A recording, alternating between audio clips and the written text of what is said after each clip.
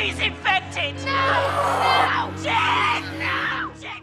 Who doesn't love a truly bizarre post-apocalyptic situation? Add to that a touch of horror and you've just got the right mix for a truly mind-blowing film. That's exactly what 28 Days Later is. Not many know of this Cillian Murphy starer, but believe it or not, this one's an underrated gem. Out of all the characters infected by the aggressive and highly contagious rage virus, Selena was one of the only humans left standing. One of the Manchester Three, this woman's fate remains a mystery to many. Who was she? How did she survive, and where is she now? Join us as we answer all these questions and more in this video, giving you a deep dive into the life of one of the only survivors of the rage virus. So without further ado, let's begin. But before we go into our explanation, we have a very small request. If you like our content, please support us by subscribing to our channel. This is a small click for you, but for us, it means a lot. Thank you, and let's begin. Who is Selena in the 28 Days Later movie? Portrayed by Naomi Harris, Selena is a chemist living in Great Britain before the outbreak of the rage virus. She is married to David, who later dies, and is then involved with multiple men including Clint and Jim. On the final date of the outbreak, Selena discovers Jim, who's portrayed by Cillian Murphy, being hunted down by the infected in the streets of London. He had just woken up from a coma and had no idea what the current state of the world was like. After she rescues him using a bunch of makeshift bombs, Selena explains the situation and decides to keep him safe in her hut. Panicked and worried, Jim wants to visit his parents' house to make sure that nothing's happened to them amidst the outbreak. Against Selena's better judgment, he insists on making the trip to his hometown, Deptford, and discovers that his parents decided to take their own lives when the outbreak began. He is heartbroken, but Selena tries to comfort him by telling him how their fate was so much better and how their deaths were so much more peaceful than those of the infected. As night falls in Deptford, they are attacked by a couple of infected whom Selena skillfully destroys, saving Jim's life once again. She's one badass woman, that's for sure. They decided to flee the place pretty soon after the ordeal and return to London, their safe haven. It was at that point that Selena informed Jim in no uncertain terms that she wouldn't hesitate to kill him if she so as much suspected that he'd be infected by the rage virus. A while later, they noticed some suspicious activity in a nearby building. Where they crept over to see what was up, they met with a bunch of infected people who forced them up the building stairway. There, they bumped into Frank, who took them to this flat and helped him fight the infection. After a few greetings and relieved sighs, they decided to stay at the apartment for a while and plot their next move. Selena was a bit skeptical of this arrangement. She was of the opinion that Jim's friends would be a liability and that he would prioritize them over anything or anyone else, even himself. Not long after, they were forced to abandon the apartment due to lack of resources and decided that their next course of action would be to follow a radio broadcast to a supposed safe haven in Manchester. Of course, ever the cynical one, Selena feared that the blockade there had been breached and everyone had fallen victim to the virus. Considering the fact that this was still their best bet, the group decided to go anyway. On the way there, they encountered almost an army's worth of infected people whom they narrowly escaped. Selena slowly started warming up to the rest of the group as they continued on their journey, and her walls started slipping down. She began realizing that there was more to life than just adrenaline and survival, and a romance with Jim began to bloom in the darkest corners of her thorny heart. She realized that her outlook towards life had been all messed up and she could really use a change of perspective. She shared a tiny kiss with Jim, marking the beginning of a blossoming romance. When they reached the 42nd blockade, they discovered that it has been completely destroyed and that Manchester was not much more than ashes and rubble. The group decided to leave immediately, but before they could escape, Frank got infected. Suddenly, before they could do anything, a group of soldiers showed up and shot Frank, promptly killing him. They then escorted the trio to a hideout in the woods called Worsley House, where Commander Henry West warmly offered them a safe place to stay. While there, Jim and Selena had time to explore their romance, although Selena still seemed a little hesitant to give in to her emotions. They shared another kiss, but Selena seemed shocked at her own actions and promptly walked off. Unfortunately for them, Worsley House wasn't as safe as it appeared. Jim discovered Commander West's plan to make Selena his female slave and decided to run off with her, but they were stopped short by the soldiers before they could escape the place. As the next day dawns, Selena is forced into a provocative dress for the soldiers' enjoyment. When they attempted to force her into a physically intimate situation, an infected person attacks the place, allowing them to make a run for freedom. Unfortunately, luck didn't favor her and she was recaptured and taunted in a highly explicit and vulgar manner. Luckily, Luckily for her, Jim came to the rescue just in time, but these traumatic experiences had taken a toll on Selena's mental state, and in a fit of paranoia, she attempted to murder Jim because she wrongly believed that he had been infected. The only thing that stopped her was her love for him, and when she looked deeply into his eyes, she realized that he was still human and hugged him tightly as an apology. They then made a run for freedom, but Jim was shot at. Selena managed to take off with him in a taxi and get her injured lover to a hospital just in time for her to save him. They managed to reach Cumbria, where they found safety in a tiny cottage. While there, exactly 28 days later, Selena finished sewing together a sign that announced their presence to any foreign aircraft that might pass by. A Finnish craft noticed it and rescued them, moving them to safety. What happened next? Keep watching to find out. What happened to her after the movie? After her rescue with the rest of the Manchester Three, they were taken to France for rehabilitation.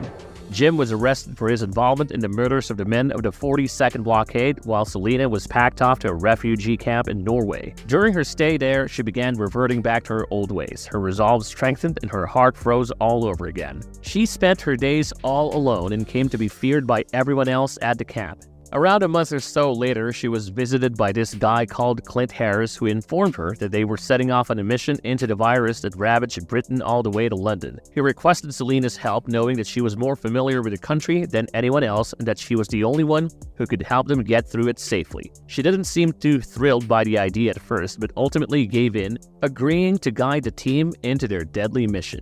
As they met at Clint's helicopter to kick off the journey, he informed her that they would land in Sumburg, go from there to Scotland, and then to London. Almost as soon as they set off on their mission, they were intercepted by American forces and were compelled to land a few miles away from their original destination. It was there that they discovered how far the virus had actually spread, with infected sightings all around the Shetland Islands. They found a hotel that they could hide in for a while, and they decided that they could use the cars in the hotel parking lot to make their escape. The only issue? Well, the parking lot was an infected hotspot, but thanks to her quick thinking and past experience, Selena was able to hold off the infected long enough for them to get their hands on a car through which they made their escape. They reached the pub in Sumburg that they shut off to protect themselves from the infection and decided to stake out there for a while, but of course the infected couldn't leave them be. And so they attacked right when the group was waiting for their ferry, causing complete chaos. They managed to hold him off for long enough, though, and ran off on the boat towards Scotland. Even then, their problems were far from over. An American craft blew their boat to smithereens, killing almost all the survivors. Selena and Clint survived and managed to make their way to the Scottish shore to look for a place to set up camp. They found a small house where they could set up camp, but there was only one tiny problem. An attack by the infected had caused Derek, Clint's camera guy, to fall violently ill. They had tried keeping the illness at bay with whatever they had on hand, but to no avail. His condition worsened, but Clint refused to give up on him. In desperation, they traveled to a settlement to look for a vehicle that they could use to find something to help with Derek's condition.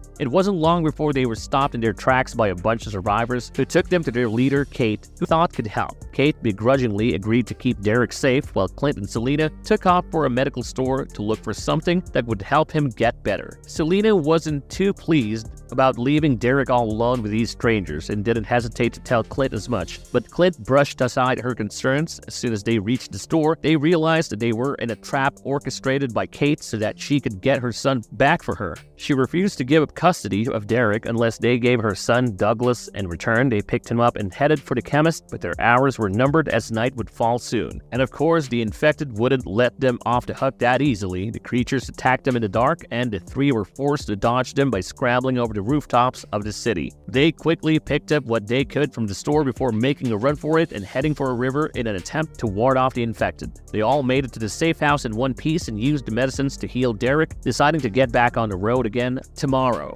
Douglas practically forced himself into Selena's group, so they reluctantly agreed to let him tag along with them to London. It wasn't long until Selena realized that they were being tailed and decided to continue the journey on foot to avoid raising suspicion. They soon spotted a house whose owner lay dead within, and after getting rid of the body, they decided to camp there until the sun rose. Their relief was short-lived though, because the forest around the house was caught in a vicious fire, and they were forced to flee, fighting with many other fleeing infected whose paths they crossed. Just as they thought they'd drown in a sea of infected, they were rescued by the Black Ops, who were far from pleased to see them. The group had no other option than to accompany them, giving up their weapons and head off to their military camp. There, Selena's blood was tested for any traces of her being a carrier, even though she was vehemently against even the idea of it. They were then detained and experimented on by the evil Dr. Billingsworth, who tried to inject them with a virus as some sort of twisted experiment. Luckily for Selena, she was let off the hook and Douglas was targeted instead. She watched on in horror as the infection overtook a once familiar face, turning him into a grotesque and horrifying stranger. When she was reunited with the other two men, she broke down and told them what had happened to Douglas. When the Black Ops attempted to take the two men with them next, they successfully managed to shoot and kill the soldiers.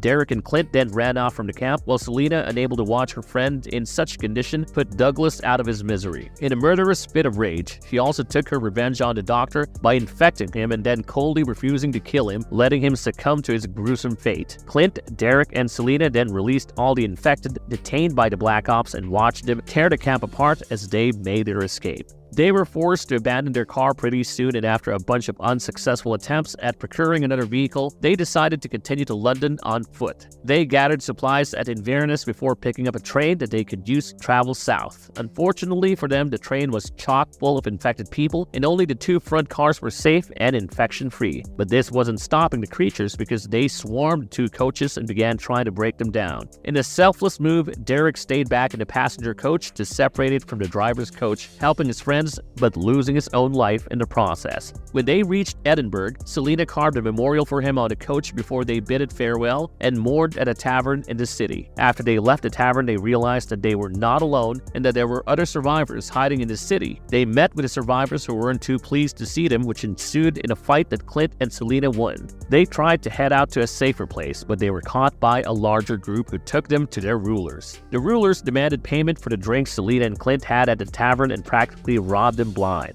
Selena was then locked in a cage on the streets for the night. As the darkness grew denser, infected appeared from the shadows to prey on our brave heroine. In a fit of desperation and hopelessness, Selena considered allowing herself to die as a retribution for all the lives lost to her cause, but she regained her strength and kept fighting off the creatures until she was rescued. She stayed with her rescuers, watching the people of Edinburgh and Glasgow stoop lower and lower to get back at each other, and once she was reunited with Clint, they left the two cities to their fate. They continued moving south and noticed quite a bit of American military activity on the way. The pair then reached the town, where they rested for a while until Selena got the distinct feeling of being spied on. At that point, they decided not to stay any longer, only for them to realize their suspicions had been correct and their stalker had sabotaged their escape plan. They had no option but to wait until nightfall, at which point they discovered Captain Styles and put two and two together, summing up that he was in fact their stalker. They distracted him and hijacked his car, making a quick escape. They then took shelter at a medical center, where they were quickly discovered by the American military. After checking them for infections, they offered to take them to a safe haven called District 1, but before the pair could accept, they were interrupted by Captain Styles, who demanded custody of them. Because the Americans didn't give in, a gruesome fate awaited them. Selena and Clint ran off for cover as the parties fought, plotting their next move. Ultimately, Selena lured Styles out while Clint keyed his car. They used the car to race off to a dock, where they drowned it and set up camp in a boat. It wasn't long until Styles caught up to them, though. He captured Selena and took her with him to Manchester, telling her that he was doing all this because he wanted revenge for Major Henry West's death. They traveled through Manchester to Worsley House, the site of the Major's death. Unfortunately for him, his plan to end Selena the way she had killed Major West was unsuccessful, simply because she was too smart to fall for it. She tricked him into stepping into a landmine, blowing him up to smithereens. Clint and the Americans arrived just in time to get her, and they were taken to District 1, where they could live out the rest of their lives in peace. District 1 was stable and safe, giving Selena and Clint the opportunity to start a new life together. But Selena couldn't sit still, feeling restless and antsy, wanting to get back to action. So she slipped off in the dark, inching back towards the old life she so sorely missed. The first thing she did was go back to her old house, where she and her ex-husband lived, and found his body right where he died. She buried his body and all her memories of him, burning the house and setting out into the night. Upon returning to District 1, she discovered that the place had been hit by a second outbreak of the virus and wasn't safe anymore. She promptly saved Clint, and the pair set out looking for safety. They finally reached London, where the military was wiping out all the infected using toxic gas. Selena was inconsolable, realizing that her country was gone and that their bloodline was lost forever. They left the city and traveled up to the Thames, where they used a boat to go up to France. They stayed in Paris until Clint could get in touch with his editor, at which point they left for New York and never looked back. Selena was ready for a new life free of the infected and the memories of them that haunted her.